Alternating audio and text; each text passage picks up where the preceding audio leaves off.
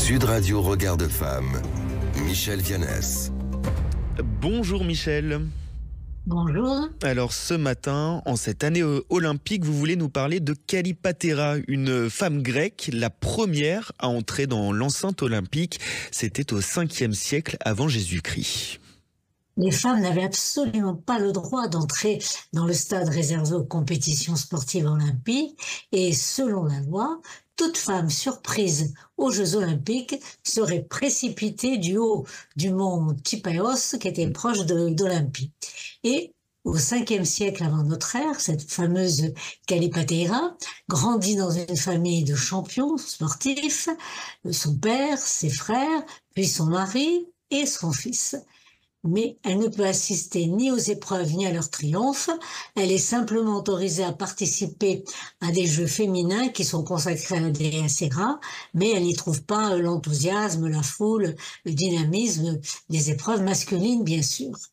Quant à son fils, dans cette famille, très jeune, il s'illustre dans la course à pied et il est soutenu par son père qui l'entraîne sans arrêt. Mais le père meurt et décède très prématurément. Alors à partir de ce moment-là, que va faire Kallipatéra ? Eh bien, à la mort de son mari, comme elle tient à ce que son fils devienne un champion, c'est elle qui va s'occuper de son entraînement pendant plusieurs années. Et lorsque son fils est enfin fin prêt à participer aux Jeux olympiques, elle ne peut pas, il est impossible à ne le laisser partir seul. Et elle a une stratégie qu'ont pris plusieurs femmes avant et après elle, c'est-à-dire porter des vêtements masculins, se bander les seins et partir ensemble avec son fils pour Olympie.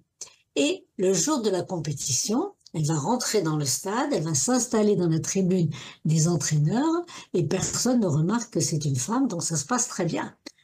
Ça se passe d'autant mieux que son fils est victorieux, mais dans sa joie, elle va se précipiter vers le centre du stade, en s'accrochant au passage à une barrière. Qu'est-ce qui se passe ? Sa tunique est arrachée, son bandage se défait et libère un sein à la vue de tout le monde. Démasqué donc. Alors qu'est-ce qui s'est passé ? Eh bien, des soldats armés tout de suite vont lui ordonner de les suivre, mais son fils qui a vu ce qui se passait, qui est suivi donc par toute la foule et tous les admirateurs qui étaient avec lui, se précipite vers elle, parlemente avec les soldats qui les laissent repartir avec la promesse de se représenter le lendemain devant les autorités pour que la délinquance soit jugée. Alors, plusieurs versions. Une première qui dit qu'en raison de la célébrité de la famille, elle est libérée après le procès. Une autre, qui est écrite 3 siècles plus tard, ce qui prouve à quel point cette histoire est restée dans les mémoires, prétend qu'elle aurait harangué la foule et plaidé la cause des femmes, ce qui lui a évité d'être jetée du mont Kypaos. Mais ce qui est sûr, c'est qu'à la suite de son subterfuge, pour s'assurer du sexe des athlètes, les athlètes donc, et leurs entraîneurs ont dû ensuite rentrer nus dans l'enceinte du stade olympique. Voilà l'origine de cette coutume. Très bien, et on apprend ce matin, on découvre avec vous cette légende Kallipatéra. Un grand merci Michel pour cette belle histoire. Michel Viannès, je rappelle que vous êtes présidente de Regard de Femme et on vous retrouve samedi prochain dans le Grand Matin Week-end Sud Radio. Ce sera avec Laurence Garcia. Merci beaucoup Michel.